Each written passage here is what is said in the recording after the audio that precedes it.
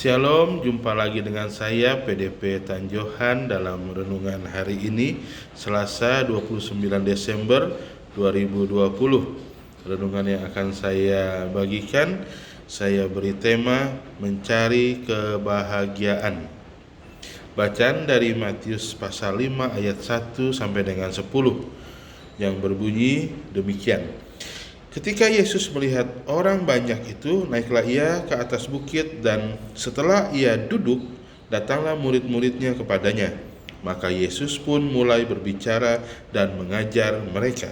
Katanya, berbahagialah orang yang miskin di hadapan Allah, karena merekalah yang mempunyai kerajaan surga. Berbahagialah orang yang berduka cita, karena mereka akan dihibur. Berbahagialah orang yang lemah lembut, karena mereka akan memiliki bumi. Berbahagialah orang yang lapar dan haus akan kebenaran, karena mereka akan dipuaskan. Berbahagialah orang yang murah hatinya, karena mereka akan beroleh kemurahan. Berbahagialah orang yang suci hatinya, karena mereka akan melihat Allah. Berbahagialah orang yang membawa damai, karena mereka akan disebut anak-anak Allah. Berbahagialah orang yang dianiaya oleh sebab kebenaran, karena merekalah yang mempunyai kerajaan sorga. Amin. Natsnya atau ayat intinya dari ayat yang 3, Matius 5 ayat 3, yang berkata, berbahagialah orang yang miskin di hadapan Allah, karena merekalah yang mempunyai kerajaan sorga.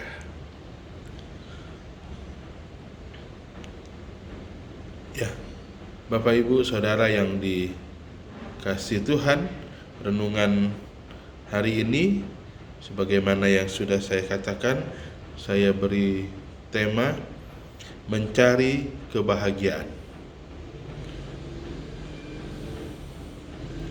Setiap orang mencari kebahagiaan, dan orang menempuh banyak jalan untuk mencoba menemukannya. Mereka mencarinya melalui uang, pesta pora, program pengembangan diri, mobil bagus, rumah mewah, atau pencapaian suatu tujuan. Itu adalah daftar yang salah. Daftar yang benar dapat dijumpai dalam Matius 5 yang tadi kita dengarkan. Yesus mengajarkan kita bahwa kebahagiaan yang terdalam dan tak pernah habis diperoleh karena mempunyai hubungan baik dengan Allah. Dia berkata bahwa kita diberkati atau berbahagia ketika kita miskin di hadapan Allah. Mengenai kebutuhan yang mendalam akan Allah. Ada kebutuhan di mana kemiskinan terjadi karena ada kebutuhan yang tidak terpenuhi, dan kebutuhan itu adalah kebutuhan yang mendalam akan Allah. Lalu yang berbahagia dikatakan adalah yang berduka cita. Menyadari keburukan dosa dan benar-benar bertobat di dalamnya. Kita berduka cita karena kita mengetahui bahwa dosa itu adalah sesuatu yang sangat buruk, dan kita bertobat dengan berduka cita.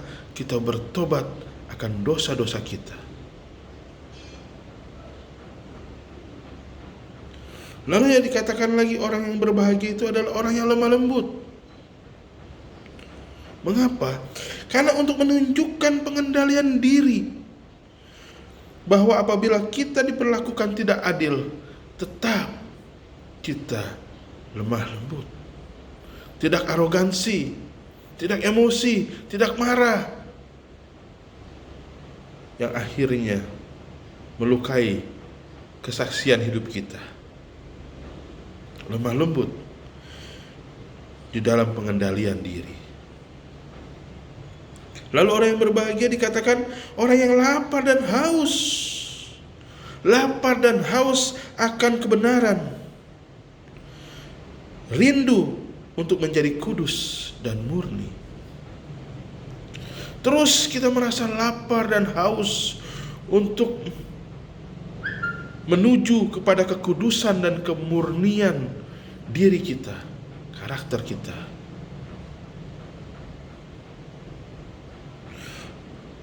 Lalu orang yang berbahagia adalah orang yang murah hati. Murah hati untuk menunjukkan kemurahan kepada orang lain, sama seperti Allah menunjukkan kemurahan hatinya kepada kita. Kalau Tuhan tidak bermurah hati, sudah tamat kita. Oleh karena Ia murah hati, maka dosa kita yang tak terhitung ini lenyap oleh karena kasih-Nya, oleh karena kemurahan-Nya. Kita masih bisa hidup, kita masih bisa layak. Oleh sebab itu, bermurah hatilah juga kepada orang lain. Lalu dikatakan lagi, orang yang berbahagia adalah orang yang suci hatinya, yang bisa diartikan dengan berlaku setia dan sungguh-sungguh dalam penyembahan kita kepada Kristus. Dengan suci hati, kudus hati, kita datang ke hadirat Tuhan dengan kesungguhan, kekudusan, dan kesucian hati, sehingga kita dapat menyembah Tuhan dengan benar dan juga melihat Tuhan.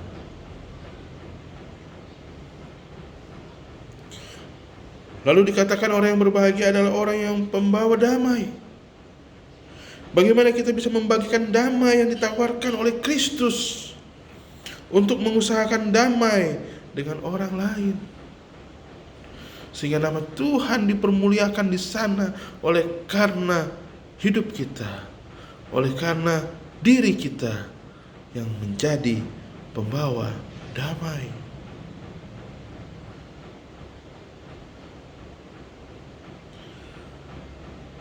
Dan dikatakan orang yang berbahagia adalah orang yang dianiaya. Artinya rela menderita demi Kristus. Ingat, tanpa pengorbanan Kristus, tanpa belas kasih Kristus, tanpa kemurahan Kristus, kita tidak ada artinya. Sekalipun kita memiliki seluruh isi dunia ini, pada saatnya kita akan tinggalkan dan kita akan masuk ke dalam penyiksaan abadi tanpa ada keselamatan. Tetapi saat kita berani untuk menderita demi Kristus, artinya dianiaya, tetapi demi Kristus, maka pada waktunya nanti kita akan tinggalkan dunia ini dan kita masuk ke dalam kekekalan dengan penuh sorak-sorai, sukacita dan damai sejahtera yang tak terhingga.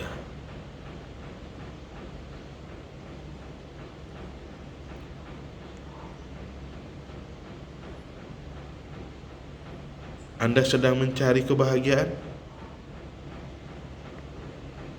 Saya pun demikian. Kita sama-sama datang kepada Tuhan, muliakan Dia, agungkan Dia, sembah dan puji Dia. Amin.